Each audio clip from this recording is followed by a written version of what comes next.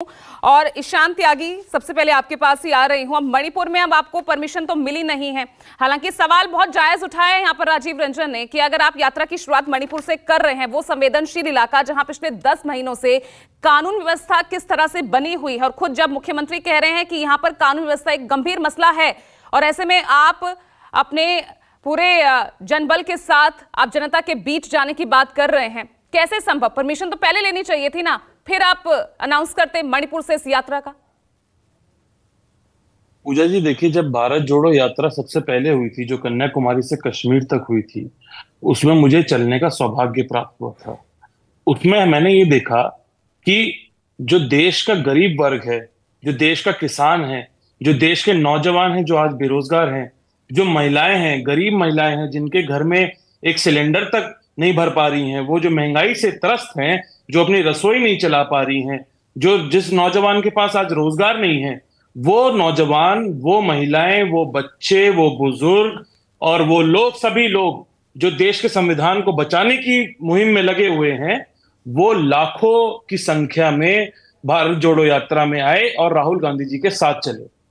दूसरी बात, इसी चीज से भारतीय जनता पार्टी डरी हुई है और बौखलाई हुई है।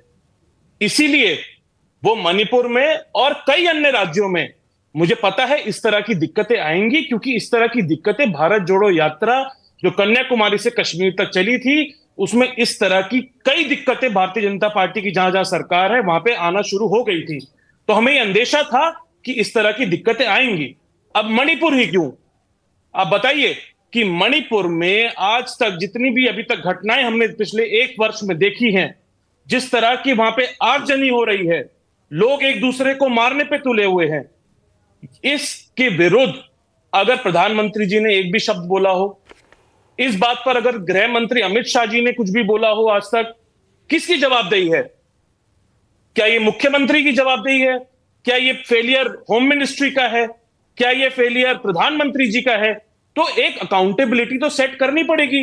अब ऐसे में अगर राहुल गांधी जी प्रेम का एक मैसेज लेके जाएंगे, सौहार्द का मैसेज लेके जाएंगे दो कम्युनिटीज के बीच में मणिपुर में, तो भारतीय जनता पार्टी की जो स्टाइल ऑफ पॉलिटिक्स है उसको टीस तो लगेगी। इसीलिए प्रशासन का दुरुपयोग करके, ये प्रेम का संदेश लेकर आप जाएंगे कैसे? जहां से शुरुआत करनी है वहां तो आपको यात्रा ले जाने की इजाजत मिल नहीं रही है, उस पर विचार होगा, उसके बाद फैसला लिया जाएगा। देखिए पूजा जी, राहुल जी देश में सांसद तो हैं ही कांग्रेस पार्टी के और वरिष्ठ नेता हैं, उसके साथ साथ वो एक आम आदमी है। एक आम आदमी को देश के किसी भी कोने में जाने में कोई रोक टोक नहीं होनी चाहिए।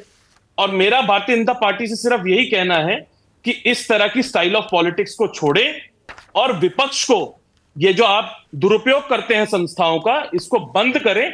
और एक व्यक्ति को अगर उसके जाने से एक प्रेम का मैसेज, एक सौहार्द का मैसेज अगर पहुंच सकता है दो कम्युनिटीज के बीच में, तो उसको जाने दीजिए। उनको क्या आपत्ति इस बात से? वो खुद तो नहीं कर पा रहे हैं ना। आप कह रहे हैं प्रेम और सौहार्द का मैसेज, और किरण रिजिजू कह रहे हैं कि आप ये देश को भड़काने का काम कर रहे हैं, मस्ती करने जाते हैं, पर्यटन बता रहे हैं उसे। पूजा जी, मैंने जैसे अभी पहले अपने वक्तव्य में ये बोला कि अगर लाखों की संख्या में हमारे से लोग जुड़ रहे हैं, तो इसका मतलब हम मस्ती करने तो नहीं जा रहे हैं। राहुल गांधी जी, देश के जो मूल मुद्दे हैं, गरीबी एक मूल मुद्दा है देश में, महंगाई एक मूल मुद्दा है देश में, बेरोजगारी एक मूल मुद्दा है देश में, महिलाओं के साथ अत्याचार हो रहा है, एक मूल मुद्दा है देश में। अगर इन मुद्दों को उठाने जा रहे हैं राहुल गांधी जी, तो वो कोई पर्यटन नहीं है, वो देश की बात करने जा रहे हैं, वो देश को जोड़ने की बात करने जा रहे हैं। ठीक है।